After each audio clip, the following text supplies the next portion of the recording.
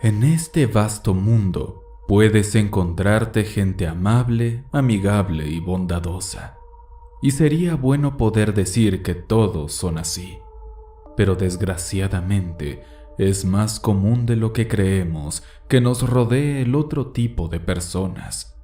Aquellas que, sin que nosotros sepamos, nos observan entre las sombras con las peores intenciones que uno puede imaginar rondando su mente.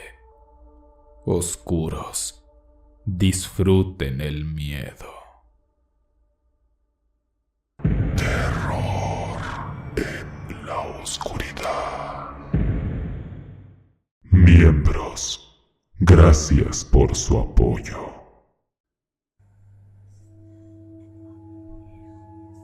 Amor en letreros.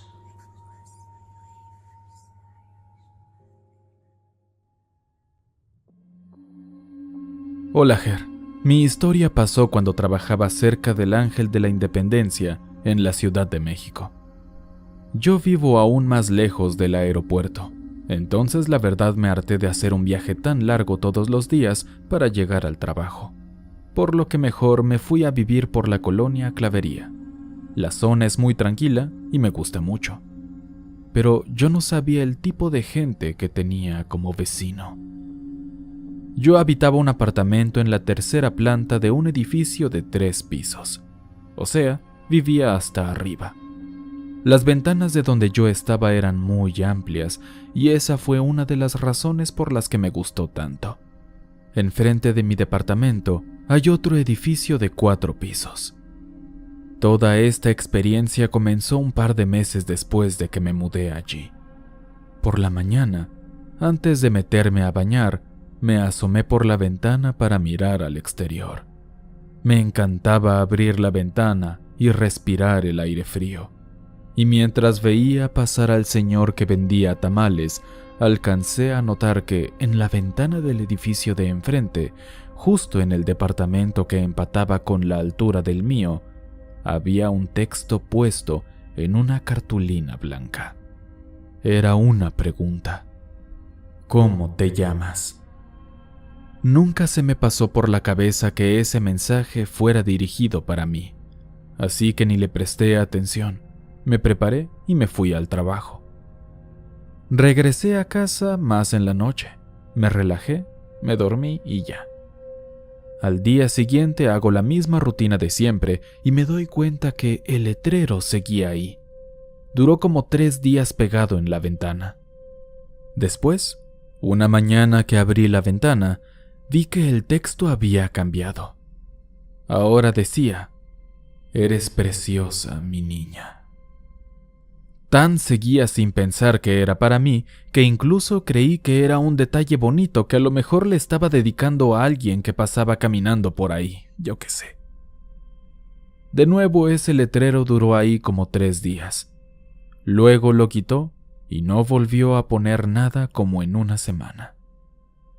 Otra mañana desperté y me asomé. Ya para este punto, la verdad es que incluso hasta era lo primero en lo que me fijaba cuando abría la ventana, porque me gustaba imaginar que había toda una historia de amor detrás. Pero ahora, lo que estaba escrito ahí me dejó pensando por primera vez. Eran tantas palabras que hasta tuvo que utilizar 2 cartulinas y hacer la letra un poco más pequeña para que cupiera. El letrero decía: «¿Quién es el tipo de la barba que entró a tu casa el sábado?». De inmediato recordé a mi novio que justamente se había ido a quedar a mi casa ese día. Por alguna razón, por primera vez sentí que esos mensajes iban dirigidos a mí. Mi cerebro me rogó que lo ignorara.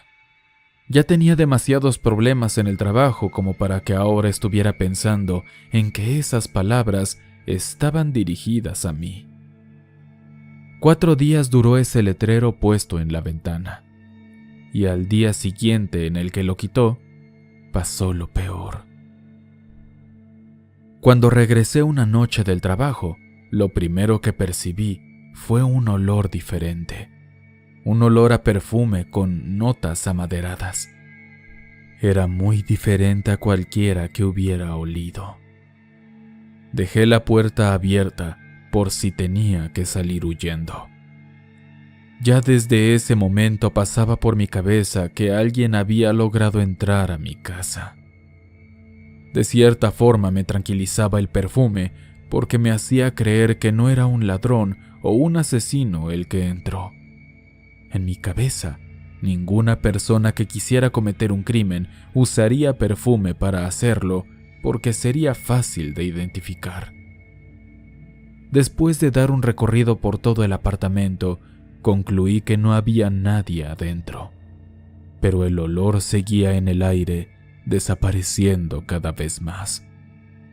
A mi mente vinieron los letreros que ponía la persona de enfrente y me pregunté si tenían algo que ver, pero no lo sabía. A la mañana siguiente me desperté y vi que el vecino de los letreros había puesto otro con un texto raro: 1 million, 1 millón en inglés, pero lo puso así en ese idioma. No entendí nada. Ese mismo letrero permaneció ahí 2 meses. Tiempo después, en un fin de semana que andaba con mi novio en una plaza, pasamos a Liverpool a comprar unos zapatos para él. Para llegar a la sección de zapatería, tuvimos que pasar por la perfumería. Y fue entonces que sin querer, vi en un estante de perfumes para hombre algo que me sacó mucho de onda. Una cajita dorada con las palabras Paco Rabanne, 1 million. Pedí a una de las vendedoras que me diera una prueba de ese perfume, y cuando lo olí, hasta me mareé de la impresión. Era el mismo olor que el que estaba dentro de mi apartamento aquella noche que llegué. Ese mismo día me comuniqué con el arrendador y le conté toda la situación. No se van a creer lo que me contó. Su hijo vive justo en el edificio de enfrente. Sí, donde ponen los letreros. Ese sitio también es propiedad de su familia. Pero, supuestamente su hijo no vive ahí desde hace 1 año. El arrendador no tenía idea de quién era el que había estado entrando a ese apartamento y poniendo los letreros. Él dice que sospecha que es un amigo de su hijo, pero para mí que el señor se estaba haciendo el tonto y estaba encubriendo a su hijo. ¿Quién sabe qué pasaba? Como sea, yo decidí salirme y me fui a vivir a otro lugar. Fuera cierto lo que dijo el señor o no, yo no quería seguir soportando ese tipo de acoso tan enfermo.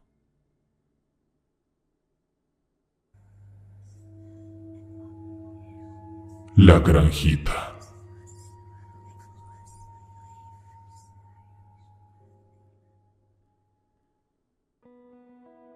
Esta experiencia creo que es muy fuerte, pero gracias al cielo no me pasó a mí. Mi abuela fue la que tuvo que vivir esta pesadilla. Su nombre es María. Ella es de un pueblo purépecha de Michoacán. Por lo que sé, allá tienen costumbres muy extrañas para cortejar a una mujer, y lo hacen desde muy temprana edad. Esto pasó cuando ella tenía solo 16 años y vivía todavía allá. Ella me cuenta que primero fueron flores. Una mañana que mi abue salía de su casa para hacer alguna actividad matutina, se encontró un ramo de flores recién cortadas afuera de su humilde casa. Eran flores feas en realidad, pero el detalle es lo que importaba en esos tiempos. Con las flores había una hoja de papel con las palabras «Para María». Ella ya tenía uno que otro chico en mente que pensaba que le regaló aquello, pero no lo sabía con certeza. Siendo tan tímida, nunca se atrevió a preguntarles si ellos le habían regalado algo. Ella esperaba que aquel que fue se lo confesara, pero nunca pasó. Siguió recibiendo flores por unos 3 días. Ya tenía un ramo enorme que se marchitó al poco tiempo y seguía sin saber quién las mandaba. Pero todo cambió cuando una mañana escuchó un grito horrible de su mamá que estaba a punto de salir al mercado. Corrió hasta donde estaba ella y vio una cabeza de cerdo todavía con un hilo de sangre chorreándole. Dice que no puede olvidar el tamaño de esa cabeza, más grande que ninguna que hubiera visto antes. Con la cabeza venía una carta. Según lo que recuerda, la carta decía algo así: María, espero que las flores te gustaran. Esas serán para nuestro jardín, para cuando vivamos juntos en nuestra granjita. Esta cabeza de puerquito es para armar nuestro primer animalito. Pronto te enviaré lo demás para que vayas uniéndolo y empieces a construir la granja. Luego te mando pollos. Y así, sin firma, mi abuela se aterró por lo que presenció. Ya no le parecía tan lindo nada de esto. Y como bien advirtió la carta, los días siguientes, intermitentemente, aparecieron enfrente de su casa las patas del cerdo, luego la cola y finalmente el cuerpo, que vino en partes también. Era un espectáculo grotesco. Su papá estaba que no cabía del enojo, y por una semana entera se quedó vigilando la puerta para que en cuanto escuchara algo, saliera a matar al tipo que lo hiciera. Y casi así fue. Una noche esperó ahí sentado, cerca de la puerta, y escuchó como a eso de las 3 de la madrugada unos ruidos luego afuera. En cuanto lo oyó, abrió la puerta de golpe y con un machete en la mano se enfrentó a quien fuera que estuviera ahí. Por lo que conté al principio, uno pensaría que era un chavito loco el que estaba dejando los obsequios. Pero, para sorpresa de su papá, se encontró con el carnicero del mercado, un señor de 50 y tantos años.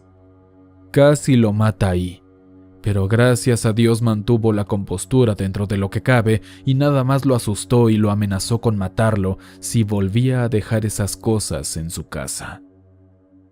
Así terminó su experiencia. Una frase de mi abuela que me quedó muy grabada al terminar de narrarme esto fue: afortunadamente no terminó de mandarme la granjita.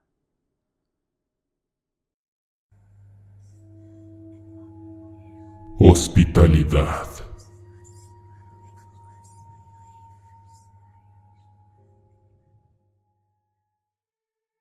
Saludos. Esta historia me sucedió la primera y última vez que viajé a Colombia. Me fui de mochilazo. Para los que ya han hecho algo así, sabrán que el presupuesto es mínimo, y si te tienes que quedar algún día en la calle, pues te quedas en la calle. No hay tiempo ni dinero para lujos. No obstante, tampoco es que uno vaya en plan de vagabundo, y es importante encontrar sitios en los que pasar la noche a bajo costo. Los hostales son perfectos para esto. Baratos y puedes conocer mucha gente. Pero bueno, Colombia es un país hermoso y el acento de su gente me gusta y es curioso cómo cambia de acuerdo a la región en la que estés. Son muchos acentos. Un día decidí visitar el Cerro de Monserrate para admirar toda Bogotá desde lo más alto. Allá, en ese cerro, hay un templo y puedes incluso llegar en un teleférico. Me quitó el aliento estar ahí arriba. En verdad es un sitio precioso. Ahí mientras admiraba las vistas, un tipo se me acercó y me preguntó si me gustaba todo esto. Le respondí que sí. En ese momento se me hizo un chico muy guapo y creo que lo notó porque parece que la forma en que lo miré me delató completamente. Su nombre es Samuel. Es moreno, de chinos y muy alto y delgado. Ahí me hizo la plática y nos conocimos bastante bien. Nuestros temas de conversación iban para todos lados y se sintió muy ameno. A partir de ese día, yo quedé con él varias veces para que me enseñara la ciudad. Yo estaba encantada por el tour y por ese hombre que parecía tan lindo. Pero estaba bien equivocada. Un día me invitó a su casa para comer con su familia. Acepté sin preguntar. Si ellos eran la mitad de buenos que Samuel, serían la familia perfecta. Pero después de que entré a su hogar, El semblante de Samuel cambió a uno muy serio. Hasta creí que no se llevaba bien con la familia. Ellos eran amables, pero nada que ver con lo que era Samuel antes de venir a la casa. Comimos en un silencio muy incómodo. Nadie abrió la boca más que para meterse los alimentos. Yo quería largarme de ahí lo antes posible. Intenté hacer un poco de plática, pero la mamá y el papá solo respondían con sí o no. Cuando terminé de comer, le insinué a Samuel que me quería ir, pero él me detuvo. Me dijo que todavía no era momento. Estuvimos en la mesa como 2 horas todavía acompañados con un silencio terrible. En cierto punto le mentí diciéndole que me sentía mal y que quería regresar al hostal. Él me respondió que no, con un rostro que no le había visto antes. Estaba como furioso. Su mamá fue la que empezó también a decir que no me podía ir, pero yo no entendía por qué. La verdad es que no aguanté más y ya me estaba dando muy mala espina todo esto. Me levanté de la mesa y les dije que en serio me tenía que ir. Pero el papá se levantó y me agarró del brazo y me sentó violentamente para decirme que no me iba a largar de esa casa. Mis alarmas mentales ya estaban gritando alerta tan alto como podían. En estas situaciones siempre me mantengo bajo control, así que fingí que los iba a obedecer. Pero en cuanto se descuidaron, me paré empujando la silla y corrí hacia la salida. Samuel fue el que se levantó y corrió tras de mí, pero no me pudo agarrar. En esos instantes es cuando agradeces a Dios o en lo que creas por los pequeñísimos detalles que te ayudan a salvar tu vida. Como la silla que tiré que le estorbó a Samuel sin querer, o que la puerta de la entrada no tuviera seguro de ningún tipo. Soy muy afortunada. Salí corriendo de la casa y empecé a gritar que me ayudaran. Corrí por varias calles hasta llegar a una avenida grande. Varias personas se me acercaron para auxiliarme y les conté todo, y que tenía que regresar a mi hostal. Esas buenas personas me ayudaron y protegieron. Ni Samuel ni nadie de su familia corrió tras de mí en la calle, pero creo que si Samuel lo hubiera hecho, me habría alcanzado. Cuando regresé al hostal, estaba todavía temblando. No podía creer lo que pasó. Ya estaba planeando cancelar todo mi viaje y regresarme a México. Lo que me convenció por completo es que al día siguiente, antes de salir del hostal, vi a Samuel al otro lado de la calle, caminando desesperado de un lado a otro. Me estaba esperando. Todo aquel día me quedé adentro, con el miedo de que entrara y me llevara por la fuerza. Pero por suerte no sucedió. Ese mismo día cambié las fechas de mi vuelo. Me iba a ir al día siguiente. Recuerdo que cuando salí del hostal con mi maleta, Samuel estaba ahí en la esquina de la calle mirándome. Me apuré tanto como pude y me subí al auto. El taxista me ayudó a subir mis cosas y me llevó al aeropuerto. Ya me sentí más segura que nunca. Sigo pensando que la suerte me acompañó de verdad en aquel viaje. Tantas cosas podrían haber salido mal.